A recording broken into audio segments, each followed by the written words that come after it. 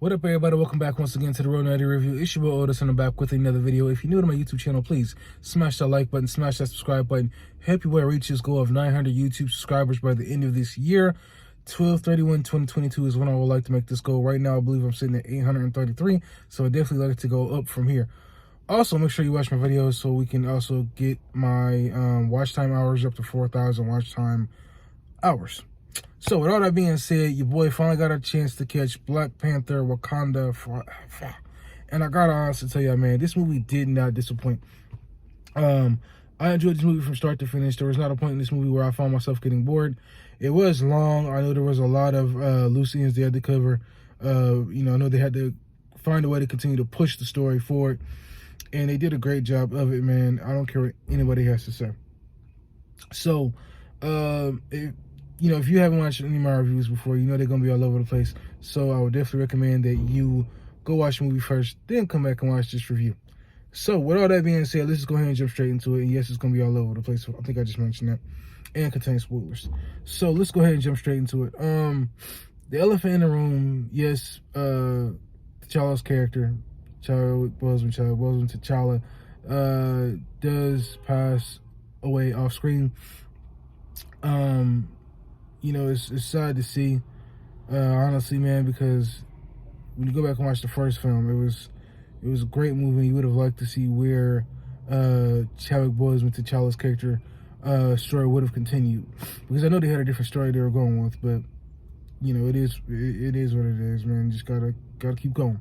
So anyway, his character dies off screen, and it's just like right before his sister, I guess, is trying to save him, and then that's when her mom comes in and tells him he's with the ancestors now.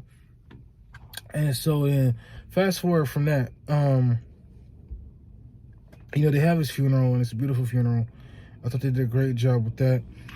At one point, it's soon right before the casket is getting ready to be taken up into the ship, Shuri goes to hug it again. You can just tell that it's really getting to her that her brother is gone. And the Queen of Wakanda is just trying to keep her daughter together while also trying to rule Wakanda. She's dealing with issues from the outside world wanting vibranium, and the fact that they aren't worried about them, the Wakandians using it. The Wakandians are worried about the outside world getting it and what they could possibly do with it. And so there's been some attacks on some research facilities from the outside world onto the Wakandian research facilities. And so on one particular area, as soon as the soldiers think they got the vibranium, the Wakandian soldiers, the chicks, show up and they start kicking the soldiers' ass.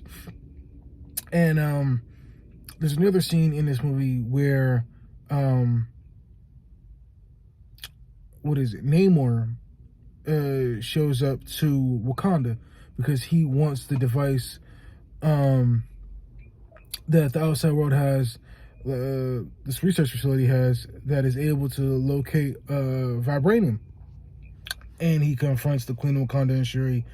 And the way he got there was so smooth, it was so cold. I don't know the music that they used when he showed up, but I wish they would have kept using it, but they didn't.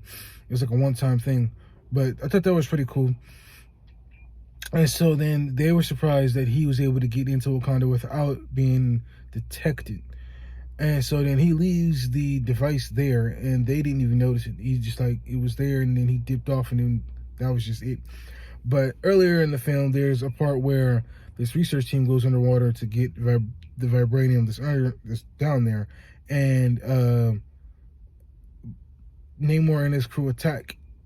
And they have some type of song or some type of device that they use, some type of sonic hearing or something, I don't know, that they use that was making people go into a trance and making them walk off the ship to their death. And as soon as this chick, one of the researchers, gets away or attempts to get away, her ship gets brought down by Namor because he has like these flying shoes or flying feet, I don't know. And so she dies, presumably. And so the Wakandians, Okio and Shuri, are trying to get to the bottom of what's going on. So then they go talk to the officer, I don't know what his name is from the first film, and he gives him some information. Come to find out that it's a young lady who goes to college by the name of Riri Williams, who built the device to find vibranium or something like that. And so then they go to get her, and then more shit goes down. The FBI is after Namor, and his crew is after, I think, the Talakon or something like that is the name of the city. And so then Shuri and Riri get captured, and Okio gets what's the word? She gets basically fired from her job. And so while they're getting captured, Namor is questioning. He's not questioning, but he's trying to show Shuri why he's so protective of where he's from.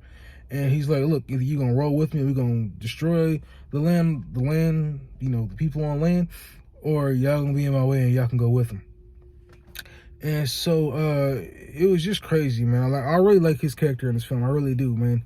Of course, she's not with him. She thinks it's crazy.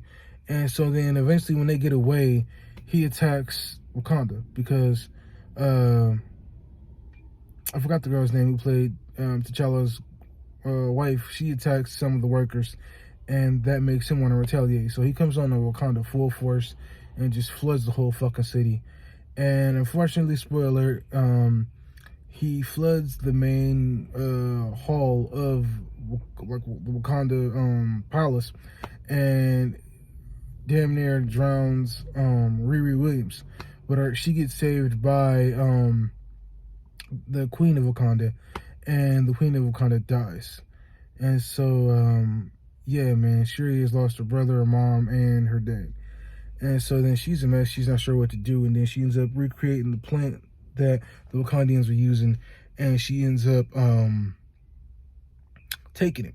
And surprise, surprise, she goes to the spirit world. But she doesn't meet her mom. She meets Killmonger. And Killmonger is in the room. And he's basically trying to, like, poison her mind. And thinking, like, look, if it was me that was there that was doing the fighting against Namor, I would take him out. I wouldn't be like your brother and be so noble and shit like that. And so when she comes back, man, she's just like all like pissed off and shit. It almost looks like it was like a Killmonger taking over her body versus her being in control of her own body. And I thought it was so fucking cool the way that she dropped in on the other Wakandians and the people of the mountains when she dropped into the palace. I thought it was really cool, man. But after that, just kind of fast forward through a lot of stuff. The big fight takes place, man, and it's the Wakandians versus the Talakon. And, the Wakandians are holding their own until the Talakon start really kicking their ass.